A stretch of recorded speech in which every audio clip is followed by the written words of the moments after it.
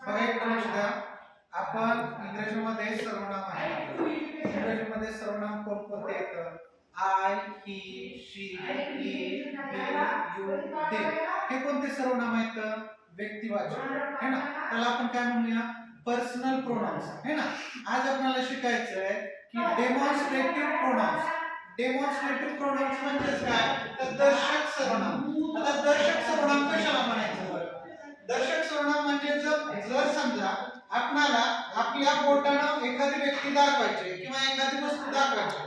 आता मला म्हणायचे की ही मुलगी आहे है ना, किंवा आपण म्हणू शकतो की हा दरवाजा आहे. म्हणजे आपल्या सोबत त्या ठिकाणी एखादी व्यक्ती किंवा एखादी वस्तू किंवा प्राणी जे काही आपल्या जवळ आहे त्याच्यासाठी आपण काय करतो? दिस हे सर्वनाम वापरतो.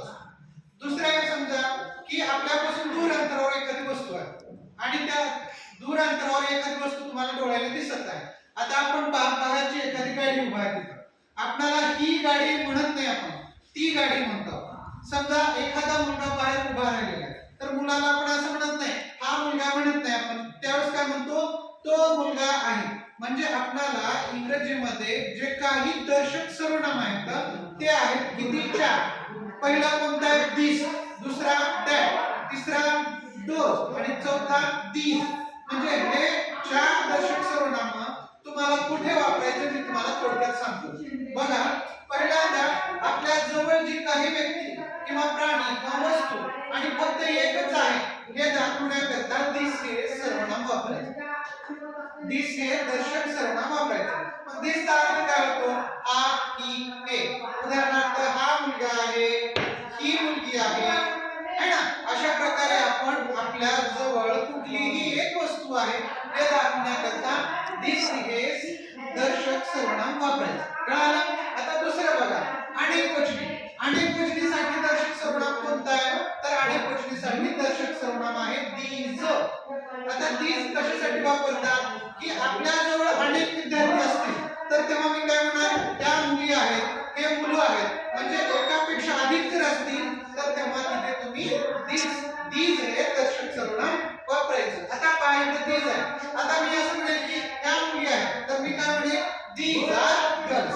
समजा मी म्हटलं हे मुले आहेत तर मी काय म्हणेल? दीज आर बॉयज है ना.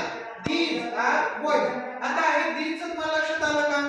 दीज कुठे वापरायचं? जर एकापेक्षा अनेक व्यक्ती असतील, एकापेक्षा अनेक वस्तू असतील तर त्याच्याकरता अनेक वचनी सर्वनाम म्हणून दीजचा वापर करायचा. आणि जर आपल्याजवळ एकच वस्तू असेल तर त्याच्यासाठी एक वचनी दर्शक सर्वनाम कोणता आहे? दिस आहे. म्हणजे दिस आणि दीज यांच्यामधला फरक लक्षात घ्या. आपल्याजवळ फक्त एकच असली आणि बोटाने दाखवायचं असेल तर तेव्हा आपण दीजचा वापर करतो. उदाहरणार्थ आता मला दाखवायचे दिस इज माय हेड. हे माझे डोके आहे है ना. आता या ठिकाणी डोके आहे परंतु 2 डोळे, डोके एक आहे. तेव्हा मी काय म्हणेल? These are my eyes. These are my eyes. आता मला असं दाखवायचं की हा माझा हात आहे. This is my hand. परंतु मला असं दाखवायचं की हे माझे बोटे आहेत. These are my fingers. लक्षात येतंय की माझ्या जवळच आहे परंतु अनेक आहे, एकापेक्षा अधिक असतील तर तेव्हा मी दीजचा वापर करतोय. आणि जर एकच असेल तर तेव्हा मी कशाचा वापर करतोय? दीजचा वापर करतोय. आता पुढची गोष्ट आहे आता दूर अंतरावर.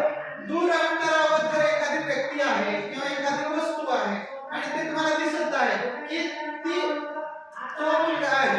आता समजा बाहेर दूर अंतरावर दिसतोय तुम्हाला पण एकटाच आहे, तेव्हा तुम्ही काय करता? दॅट इज अ बॉय है ना. एखादा व्यक्ती उभा आहे, दॅट इज अ मॅन. ते झाड आहे, दॅट इज अ ट्री. ते आंब्याचं झाड आहे, that is a mango tree. म्हणजे आपल्याला दूर अंतरावर जर फक्त एकच व्यक्ती, एकच प्राणी किंवा एकच वस्तू आहे हे सांगण्याकरता आपल्याला दर्शक सर्वनाम कोणतं वापरता येईल?